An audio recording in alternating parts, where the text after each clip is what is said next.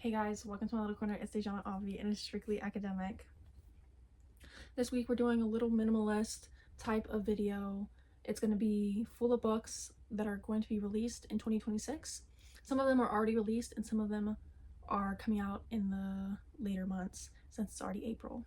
Also, it's my birthday month. I will be mentioning that again next week and the week after that and the week after that, and just be prepared to be sick of me. But I have a few books here that I just want to give you a little bit of pointers to look out for if you haven't heard of them already. Let's get into it.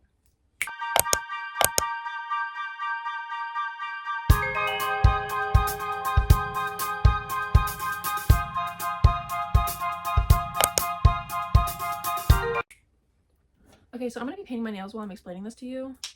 I don't know why, I just felt like it was a good idea. So I have this pink color by Broadway, and then I have this white color by Essie. I'm just gonna see which colors I like. I think I'm gonna do like a full base of pink and then French tip. My nails chipped, so I only have two long ones here, and I have this one's pretty long too, so but I'm pretty sad about it. But first book is gonna be Fury Bound by Sable. This book is the second book that Sable did. It's the second book to the Wolves of Ruin. It's the second book in the Wolves of Ruin. So the first book was Direbound, and this is the second book. I feel like this is going to be an intense, character-driven book. I have Direbound on my list to read, so I'm really excited that this one's coming out. But then again, I'm in the middle of a whole bunch of series, and I have some series that I want to get to, like Game of Thrones and Jade City. But I also think that's going to be trying too hard. I read the reviews, and some people thought that it wasn't as good as the first book. But then other people thought it was better than the first book, so we'll see. But basically, Direbound is where the main character's sister is kidnapped, and to save her, she joins an army where they can mental link with dire wolves, and that comes out May 5th. This book is Now Back to You by B.K. Borison. This book is not a trilogy, but it is by the same author as First Time Caller, and I did read that, and it was a cute book. Like I've said, it's not How to End a Love Story, but I don't think any book is going to be like How to End a Love Story. So we'll just have to deal with that. I feel like this is going to be a comfort book, but I'm wondering if it'll stick with me, because First Time Caller didn't really stick with me. It's just a book that I know that I read. But Jackson and Delilah have their fair share of run-ins over the years, often ending in disaster when they're partnered against their will to cover a historic snowstorm. They find themselves scrambling to figure out how to work together. This comes out February 24th. Next is 5 by Bannister. This comes out May 5th. And I don't really know what it's fully about yet, but that's kind of why I'm interested.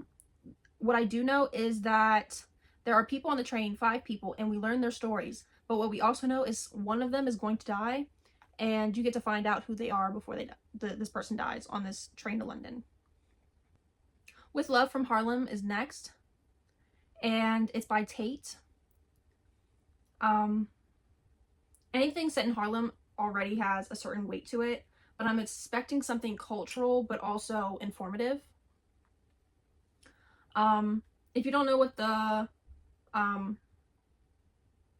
it's the Harlem Renaissance. It's a prolific explosion of African-American art, literature, music, and theater that flourished in the 1920s, centered in Harlem. This book is about a woman named Hazel who has to juggle her music career and her life. One that is in the center of history, though it may not be the story all the story conveys. And this comes out January 27th.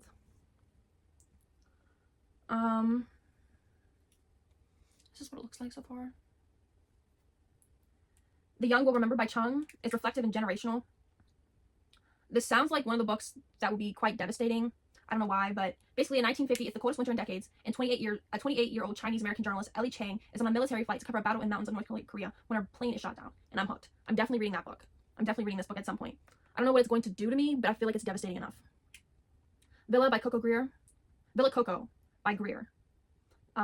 This gives me rich, almost escapist vibes, but I wonder if there's something darker underneath, just based by the title.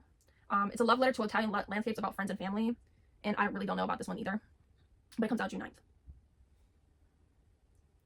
A World Appears by Poland. It's a philosophical tone.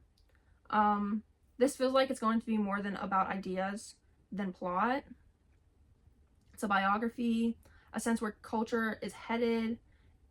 This is on consciousness. I love philosophical touches in writing, so I'm wondering how it will be as a whole. I feel like it's philosophical, as though, even though it's a biography, I feel like it's going to be very philosophical, and I read a lot of those type of books, and I find them on my own. I was just at the library, and someone was like, how do you find your books? I said, I don't know, I just look up the tone that I'm searching for, and then whatever comes across, comes across. I mean, sometimes I ask librarians, and they know exactly what I'm looking for, or I try it out, and then they're my favorite writer. On Morrison, this is a book about Toni Morrison. It's by Sable. Any book about Toni Morrison has a lot to live up to, so I'm curious how personal or academic this will be. I love Toni Morrison. I even tried to write about her, or write like her, but it's supposed to be educational and captivating. That's what the review said. And this came out February 17th, so if you're already searching for it after this, don't worry, it's out there. So Old, So Young by Ginder. This title alone makes me feel like it's about time, memory, or identity, but the review said death and grief, so that's a good point to also make, even though it's also young. Of course, you're thinking about time and memory and identity, but were you expecting? I wasn't going to be expecting death or grief, and I'm excited for that because that's right up my alley. But the downside is that it's about friendship also, and I don't like following friendships just because I'm not a very friend-oriented type of person anymore. But this comes out February 17th as well. It came out February 17th, so it's already out there. This Is Not About Us by Goodman. I'm very excited about this book. I love the cover. That's the only thing that's pulling me in. It's already out. It came out February 10th. But I feel like this book is going to be exactly about us. Like, exactly about us. What else could the book revolve around if it's not about someone? It's a relatively small book. It's like 300 pages. But I feel like it might pack a punch. Because it's not following just one person. It's following a whole bunch. So when that comes together, like Miss Dalloway, I'm sure it could hold a lot of meaning. Fear and Fury by Thompson. Sounds intense and political, actually. This feels urgent, like it's trying to say something about right now, from what I read. Author Heather Thompson shines surprising new light on infamous 1984 New York subway shooting. And I'm interested in its racial intention. This came out January 27th.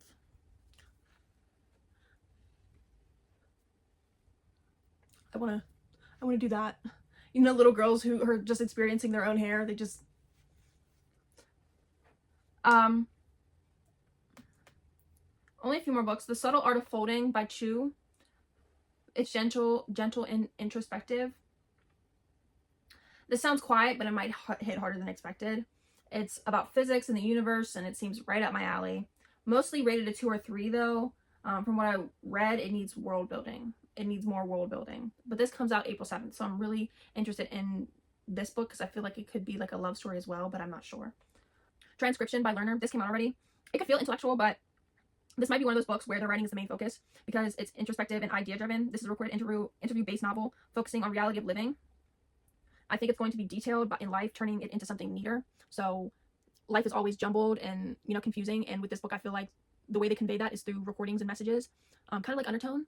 And they make it neater in a way where you can figure it out and read what's going on. But this came out April 27th.